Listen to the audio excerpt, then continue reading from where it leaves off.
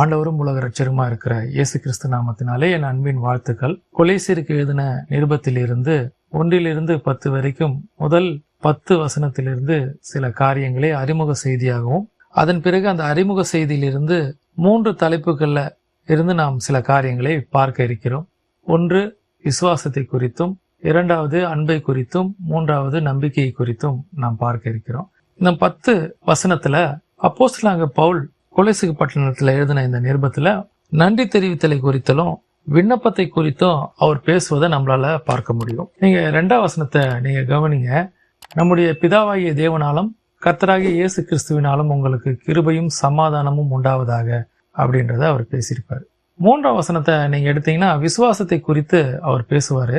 உங்களில் அன்பை குறித்து நான் கேள்விப்பட்டேன் அப்படின்னு சொல்லி அடுத்த லைன்ல வரும்போது அன்பை குறித்து பேசுவாரு. 4வது வசனம் வரும்போது நம்பிக்கையை குறித்து பவுல் பேசுவதை நம்ம அங்க பார்க்க முடியும். 3ஆம் 4ஆம் இந்த 2 வசனத்திலுமே விசுவாசத்தை குறித்தும் அன்பை குறித்தும் நம்பிக்கையை குறித்தும் அவர் பேசுவதை நம்மளால வாசிக்க முடியும். அதன் பிறகு அவர் உங்களுக்காக நான் ஜெபிக்கிறேன், உங்களுக்காக நான் வேண்டுதல் செய்கிறேன் அப்படின்றதையும் நாம பார்க்க முடியும். அந்த எதற்காகனா அவர்கள் சத்திய வசனமாகிய சுவிசேஷத்தை கேட்டு அந்த சுவிசேஷத்தினால அவர்கள் ரட்சிக்கப்பட்டிருக்காங்க. அப்படி ரட்சிக்கப்பட்ட அவர்கள் இந்த சத்திய வசனம் உலகமெங்கும் கடந்து சென்று பலன் கொடுத்தது போல நீங்களும் சத்தியத்துல வளரணும், நீங்கள் கனி கொடுக்கிறவர்களாக, நீங்கள் பலன் தரக்கூடியவர்களாக நீங்கள் இருக்க வேண்டும். உங்களுக்காக நான் வேண்டுதல் செய்கிறேன், உங்களுக்காக நான் ஜெபிக்கிறேன். நீங்க அதுல நிலைச்சு நிக்கணும். இந்த சுவிசேஷத்தை நீங்க கேட்ட நீங்க ஒரு நாளும் விட்டுவிடக் கூடாது என்பதான காரியங்களை தொடர்ந்து அவரு இந்த வசனங்களை பேசி வரதை நம்ம பார்க்க முடியும். இதை நீங்க யார்கிட்ட இருந்து கத்துக்கினீங்கன்னா எப்பாப்பிராவிடத்திலிருந்து நீங்க இதை கற்றுக்கொண்டீர்கள். நீங்க எல்லாவித ஞானத்தோடும் ஆவிக்குரிய விவேகத்தோடும் கர்த்தரை அறிகிற அறிவு, அது மட்டும் இல்ல தேவ சித்தத்தை அறிகிற அறிவுனால நீங்க நிரப்பப்படணும். நீங்க நற்கிரியைகள் செய்கிறவர்களாகவும் கனி கொடுக்கிறவர்களாகவும் தேவனை அறிகிற அறிவில விருத்தி அடைந்து நீங்க அநேகருக்கு முன்பதாக சாட்சி உள்ளவர்களாக நீங்கள் நிலை நிற்கணும் அப்படின்றதுதான் அப்போஸ்தலனாகிய பவுலுடைய வாஞ்சை. அதுல நான் சொன்னது போல இந்த 2ஆம் வசனம் 3ஆம் வசனத்துல எல்லாம் பாத்தீங்கன்னா விசுவாசத்தை குறித்தும் அன்பை குறித்தும் நம்பிக்கையை குறித்தும் அவங்களுக்கு உற்சாகம் மூட்டும் கூடிய வார்த்தைகளை அவர் இங்க பேசுவதை நம்ம பார்க்க முடியும். இப்படி அப்போஸ்தலனாகிய பவுல் ஏதோ வீண் புகழ்ச்சிக்காக அவர் பேசுவது அப்படின்னு நம்ம நினைச்சிடக்கூடாது.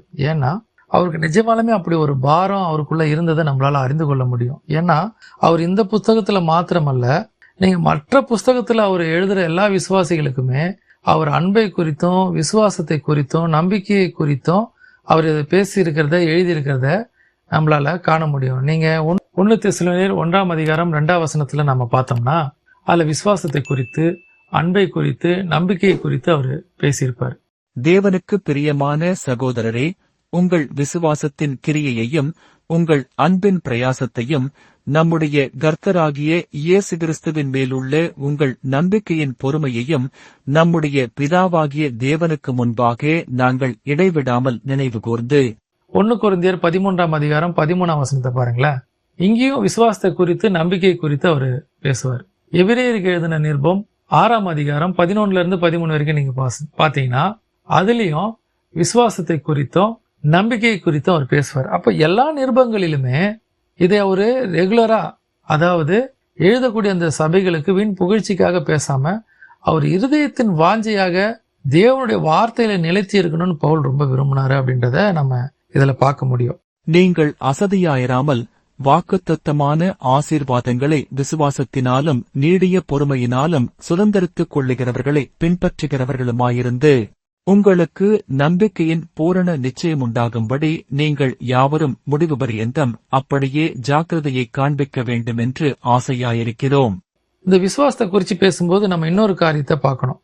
அவர் அதுல சொல்றாரு, அந்த முதல் 10 வசனத்துல நீங்கள் தேவ சித்தத்தை அறிஞ்சவர்களா இருக்கணும், தேவனை அறிகிற அறிவுலையும் நீங்க இருக்கணும் அப்படின்றத நம்ம பார்க்க முடியும். 9ஆம் வசனத்தை நம்ம பார்த்தோம்னா ஆவிக்குரிய விவேகத்தோடும் அவருடைய சித்தத்தை அறிகிற அறிவுல வளரணும் அப்படின்றத அவர் சொல்லியிருப்பாரு. இது நிமித்தம் நாங்கள் அதை கேட்ட நாள் முதல் உங்களுக்காக இடைவிடாமல் ஜெபம் பண்ணுகிறோம். நீங்கள் எல்லா ஞானத்தோடும் ஆவிக்குரிய விவேகத்தோடும் அவருடைய சித்தத்தை அறிகிற அறிவினாலே நிரப்பப்படவும். 10ஆம் வசனத்தை பார்த்தீங்கன்னா தேவனை அறிகிற அறிவுல நீங்க விருத்தி அடையணும் அப்படின்னு இருப்பாரு. அப்போ ரட்சிக்கப்பட்டவங்க கிறிஸ்துவை ஏற்றுக்கொண்டவர்கள் எல்லாருமே கிறிஸ்துவை பற்றினதான அறிவும் நாலேஜும் அவங்களுக்கு இருக்கணும்னு பவுல் ரொம்ப விரும்பினார். ஏன்னா பவுலுடைய ஊழியமே பார்த்தீங்கன்னா புற இனத்தாராகிய அவர்களுக்கு சுவிசேஷத்தை அறிவித்து அவர்கள் மூலமாக அநேகரை ஒரு ரட்சிப்புள்ள கொண்டு வந்தார். அதனால அவர்களுக்கு தேவனுடைய வார்த்தையினால அறிந்து கொண்டு அவர்கள் கிறிஸ்துவை அறிந்தவர்களாக, அவர்கள் கிறிஸ்துவை முழுவதுமாக சார்ந்து கொண்டவர்களாக அவர்கள் இருக்கணும் அப்படின்னு அவர் விரும்பினார். அது மாத்திரமல்ல, அவங்களுடைய விசுவாசம் தேவனை சார்ந்து முழுமையாக அர்ப்பணிக்கக்கூடிய விசுவாசமா அது இருக்கணும் அப்படின்றது, அதுதான் மெய்யான விசுவாசம். அவர் பேசுறதான இந்த விசுவாசம் என்னன்னா, உங்களுடைய விசுவாசமானது மெய் விசுவாசமா இருக்கணும். பழைய ஏற்பாட்டில் ஆதியாகமம் 6ஆம் அதிகாரத்தில் நோவாவுடைய சம்பவத்தை நீங்க பார்த்தீங்கன்னா, அந்நாட்கள்ல அநேக பாவங்கள் நிறைந்திருந்த டைம்ல கூட அங்கு நோவா தன் காலத்திலே இருந்தவனுக்குள்ளே நீதிமானும் உத்தவனுமாய் இருந்தான். நோவா தேவனோட சஞ்சரித்தான்னு நம்ம பார்க்க முடியும். அப்போ நோவா பாவம் நிறைந்த அந்த டைம்ல கூட தேவனோடு நோவா சஞ்சரித்திருந்தாரு அப்படின்றத நம்ம வாசிக்கிறோம். அதன் மூலமா தேவன் இந்த முழு உலகத்தை அழிக்க நினைக்கும் போது நோவாவையும் நோவாவுடைய குடும்பத்தை காப்பாற்றணும் தேவன் தீர்மானம் பண்ணி நோவாவை ஒரு பேழை செய்யும்படியாக சொல்கிறார். இது நம்ம எல்லாருக்குமே தெரியும். ஆனா இதுல நீங்க நோவாவை பார்த்துங்க, அது வரைக்கும் இந்த பூமியில மழையே பெய்யல. ஆனால் தேவனுடைய சத்தத்தை நோவா கேட்டார். காரணம் என்னன்னா, தேவனை அறிகிற அறிவு நோவாவுக்கு இருந்துச்சு. அதனால அவர் மேல முழுமையா தன்னுடைய விசுவாசத்தை நோவா வச்சாரு. அவருடைய சத்தத்தை கேட்டாரு. பேழையை செய்யும்படியாக காரியத்துல அவர் இறங்கினார். அதை அவர் தொடர்ந்து செய்து கொண்டே இருந்தார். ஏதோ ஒரு நாள் 2 நாள்ல இந்த பேழையை கட்டல. எப்படி பார்த்தாலும் ஒரு 50 வருஷத்துல இருந்து ஒரு 75 வருடமாவது அவர் இந்த பேழையை கட்டியிருக்கணும். இந்த 75 வருடம் அவர் தன்னுடைய விசுவாசத்தை ஒரு நாளும் விட்டுவிடவே இல்லை.